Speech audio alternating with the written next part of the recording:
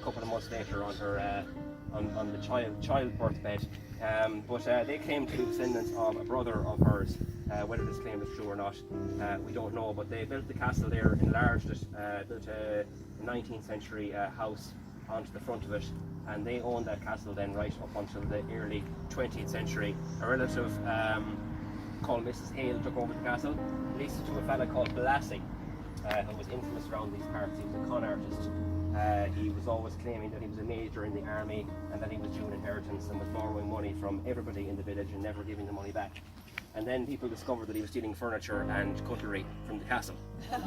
So he had to be displaced from the castle. Mrs. Hale had to restore the reputation of the castle and the surrounding area, and eventually sold it to a fella called John Naughton. And Martin Naughton, John's son, lives in the castle at the moment. So that's Ballymore Castle. So that would have been, that castle wouldn't have been built by the Maddens, it was built by the Lawrences. The Maddens Castle, I'm sure you've heard this already, was Longford Castle on the Lawrencetown Portumna Road. But there's a lot of history in the village. Here we have the parish hall, which until the 1940s was the national school.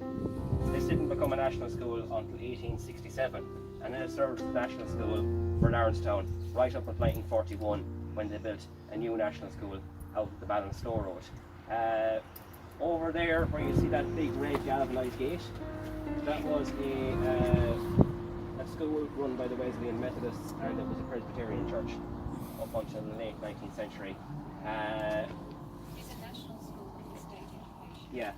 Yeah, whereas that wouldn't have been a national school, that was a school for Methodists, and then it became a Presbyterian church. The Oldmore Stores is another old building, probably one of the oldest buildings in the village, built in the early 19th century by Alan Pollock, a landlord in Lismany, which was run as a general store until the 20th century.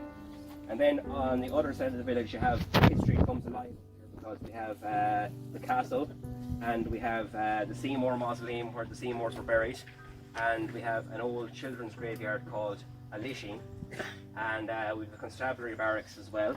And that's pretty much the village then. If you go further afield, you get to Bellevue. There's no trace of Bellevue House left, unfortunately, but a volunteer arch was erected in the 1790s by Captain or Colonel Walter Lawrence to dedicate it to the volunteers in 1782. That still stands to this day. In Lismany, there's no trace of Alan Pollock's residence, but he built a dairy, a model farm, various other mills, and contributed a lot to the economy around here.